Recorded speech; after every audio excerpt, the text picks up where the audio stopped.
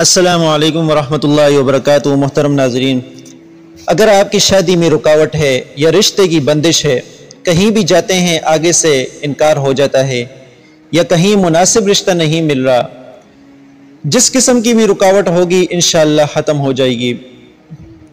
محترم ناظرین، ان وظائف پر عمل کرنے کے لیے چند شرائط لاگو ہوتی ہیں۔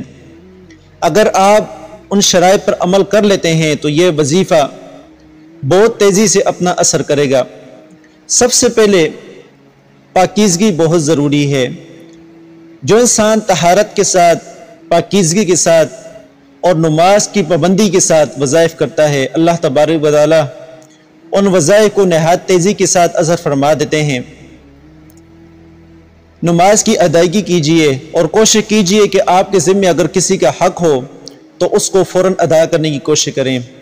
پھر اللہ تبارک و تعالی پر مکمل یقین و اعتماد کے ساتھ ان وظائف میں سے کسی ایک وظیفہ کو مکمل یکسوئی کے ساتھ پڑھنا شروع کر دیجئے۔ یاد رکھیے، وظیفہ پڑھنے کے لیے کامل یقین، توجہ، یکسوئی، کپڑوں اور جگہ کا پاک ہونا بہت ضروری ہے۔ اگر آپ ان تمام چیزوں کا اہتمام کر کے ان وظائف میں سے ایک وظیفہ مقرر کر کے پڑھنا شروع کر دیں گے تو انشاءاللہ ان کی برکت سے تمام پریشانیاں اور رکاوٹیں دور ہو جائیں گی اور حیرت انگیز طور پر آپ ان کی برکات دیکھیں گے۔ ان دو وظائف میں سے ایک وظیفہ آپ نے کرنا ہے، دونوں وظائف نہیں شروع کرنے۔ ان میں سے جو وظیفہ آپ کو مناسب لگے وہ وظیفہ کیجئے۔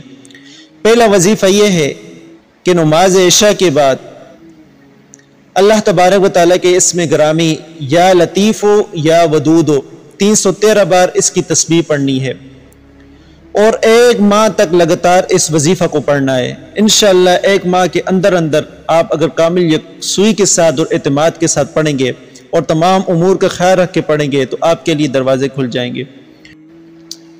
وظیفہ نمبر 2، اگر لڑکے یا لڑکی کی شادی میں سے کسی کی بھی رکاوٹ ہو تو والدین میں سے یعنی والد صاحب یا والدہ کو چاہیے کہ فجر اور مغرب کی نماز کے بعد 5 بار تسبیح درود ابراہیمی کی پڑھ کے اس مقصد کے لیے دعا کریں، تو اس عمل کی بدولت انشاءاللہ اللہ تبارک و تعالی بہت جلد نیک اور اچھے رشتے کا انتظام فرما دیں گے اور رکاوٹیں دور ہو جائیں گی۔